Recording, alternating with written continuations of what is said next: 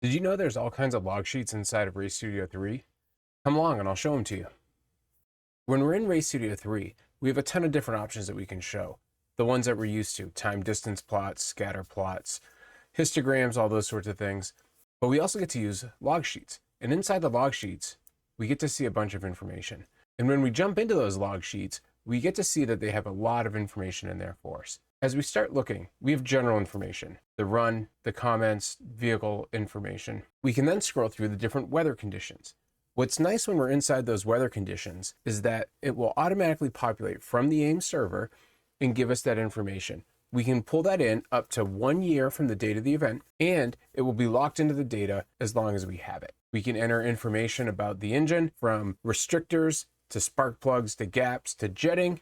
We can go through the weights. We can include information about the vehicle. Say you're changing your wheel track, your lengths, anything like that, it's all there. You can also log weights along with center of gravity information if you're going to get really into calculations.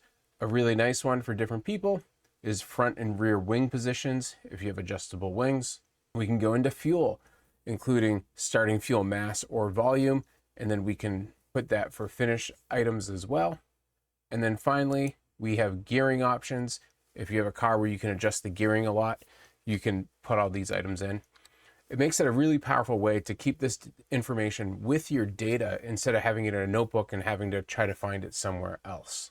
The other powerful part of Race Studio 3 log sheets is the ability to use them in math channels. When we click on the math channel button and we pull it up, I'm going to open a math channel that I did using some of this information to calculate vehicle weight. I did a really simple one. It adds the vehicle weight, my weight, the weight of the fuel based on how many gallons we have in, and then it calculates it as we drive along and it removes that weight from the car.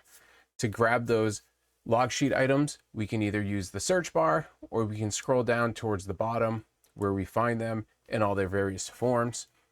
And then it's as simple as going in and double clicking the measure, and it'll insert into the formula. You have all your operators and your logic that you can go through and use them all over. You can also use the lookup tables in conjunction with them to pull that information out there as well. So it's a very powerful way to work in more information into your data files to keep it centralized and backed up.